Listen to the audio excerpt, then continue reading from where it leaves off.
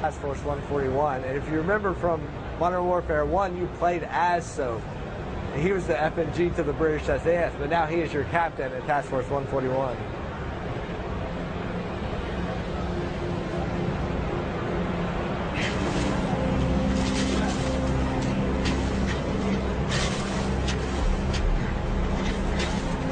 All right, the ice is going. Follow me.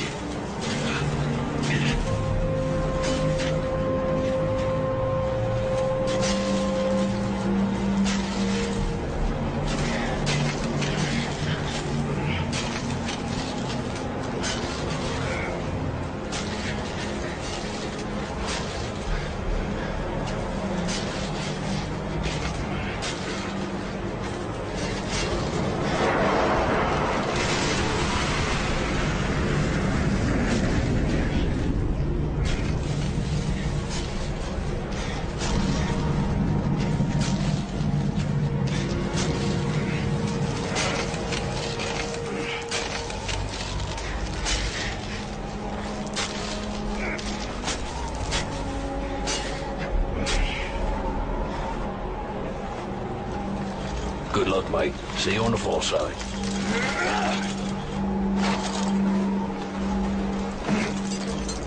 Hold on! Don't let go!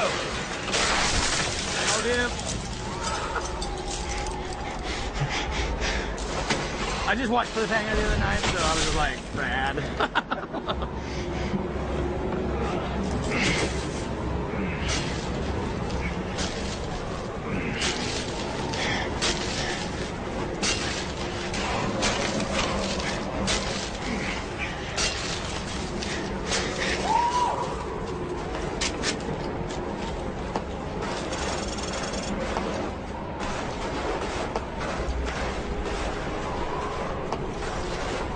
I think the folks that are watching at home, I think they always have a good indication of how awesome a game is by the amount of silence there is while we're watching it. That blue dot is me. Any unrecognized contacts will show as white dots. So far, the control scheme pretty much the same as we remember from the first game? Yeah, control scheme is the same. I mean, these muppets have no idea we're here. Let's take this nice. yeah, Call of Duty fans are going to be very at home with Modern Warfare 2. 1, 2, 3. Nicely done.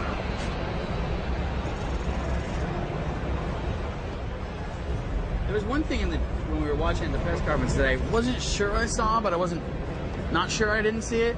When dude was shooting at guys like on the hill, like one of their legs. Come on, no, there's no like dismemberment or anything, right?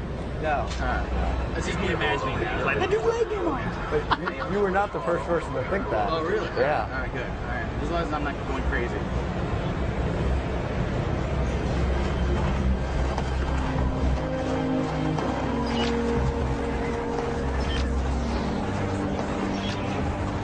Same plan. On 3. 1, 2, 3. Nice work.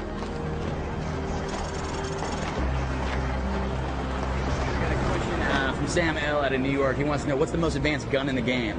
And by advanced, that can only mean like your favorite, I guess.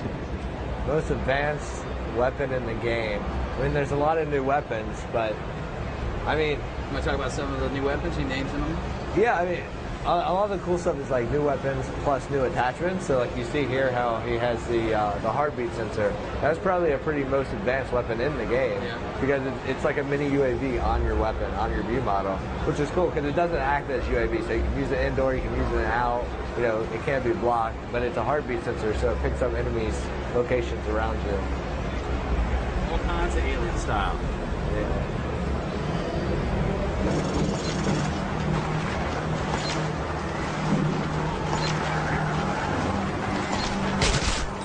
Good kill.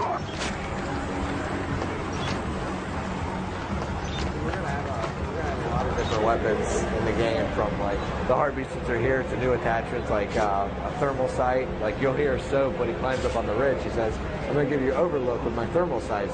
So he's calling out enemies as he sees them, and later in the game you'll also be able to have one. Not bad. Alright, I've tapped into their comms. It's southeast and playing a C4 at the fueling station. We may need to go to plan B if things go south. There's a truck coming. Stay at a time. Like, all right, like I thought, like the email is breaking because there's so many coming in. Let me throw some more. Mike Chacon out of Burlington wants to know, Prestige mode, are you guys handling it the same way online? Can you talk about that at all? Well, we're not going into detail on multiplayer just yet. I mean, those nuggets we're hanging on for a little later, but I mean, we're definitely building up from all the things people loved from Call of Duty 4, building up on that, adding new stuff, tweaking stuff. So some stuff's coming back, being tweaked based on fan feedback, and then a lot of new stuff.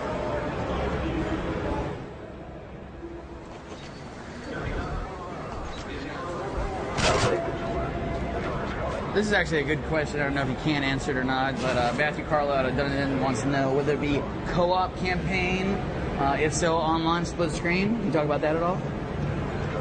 We do have co-op in our Special Ops mode, and Special Ops is separate from the single-player campaign.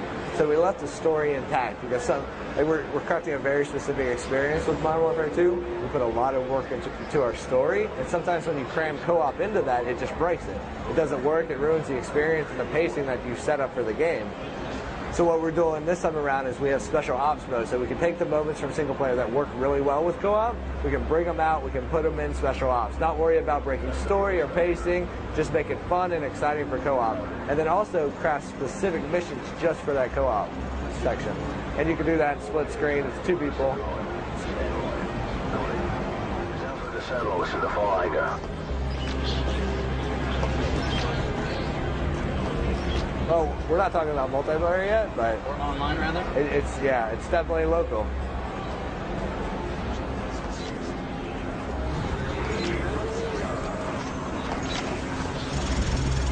So, going back to the heartbeat monitor, this is a good question from Chris Downs of Plano, Texas. He wants to know, can you pick the different attachments in the single-player campaign then? Not in the single player, but when you start a mission, just like always, you start out with your default loadout. But we've brought the attachment system from multiplayer into single player. So what you can do is you can go around and scout the battlefield for an enemy that has your perfect combination. Because before, they all had default weapons, but now you can pick. It's all randomized. You can pick up an AK with a red dot or an EOTech or a suppressor, or go around and scout out these different camos, different things. Find the one that fits with your playstyle.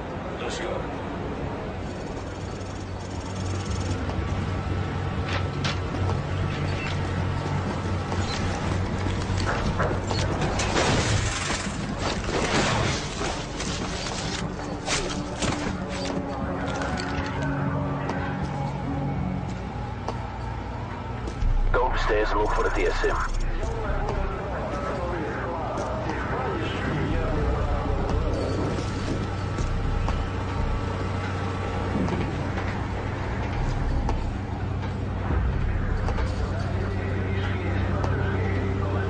Roach, get upstairs and download the files.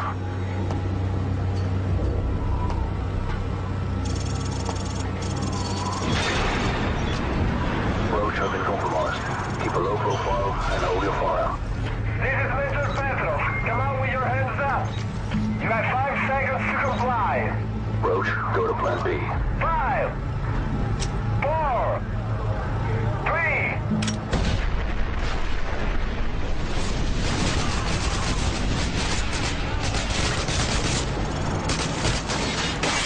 Stay close and up the wall. We use a mix for cover across the tarmac to the southeast.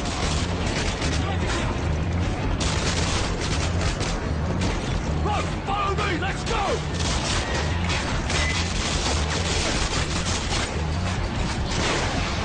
Roach, they're making the road long. Get ready to make a run for it!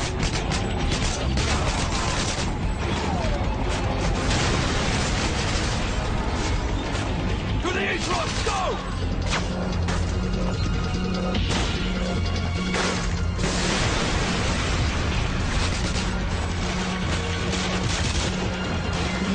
Snowmobile, take them out! Story continue from Call of Duty 4. It looks like from the trailer that there's some elements that come back. Yeah, Modern Warfare 2 is the direct sequel to Modern Warfare 1. So this story picks up exactly where that left off. So at the end of Call of Duty 4, it's a spoiler for those who didn't finish it, but you end on the bridge, you've killed Zakiev, the leader of the ultra-nationalist forces, and his death has made way for Makarov to take power. This guy's just a bad guy. He's out for blood. He wants war with the West. So he's doing some bad stuff. And the task force, who Soap is the captain of and you're a member of, is out to stop them. So throughout the game, you'll play from multiple perspectives of the Task Force 141. And these guys are real-life Special Forces operations. They're hand-picked guys, and each time they go on a different mission, they change their number. In this game, it just happens to follow Task Force 141, going after Makarov. So depending on where you're fighting in the world, depends on which unit leads your mission. So it might be Navy SEALs, it might be British SAS, like that Soap's a part of. It could be Delta Force. So you're going to all these variety of different locations, trying to track down Makarov and guys leading the Makarov. It's not to say necessarily you have had to have played the first game, obviously, to enjoy or understand the story in the second game, right? No. I mean, this is definitely, you know, a fast-paced action movie experience for anyone who plays it, regardless. And you know, this isn't the first mission. Cliffhanger is early on in the campaign, but there will be some missions that do an introduction of, like, this is how we got to where we are.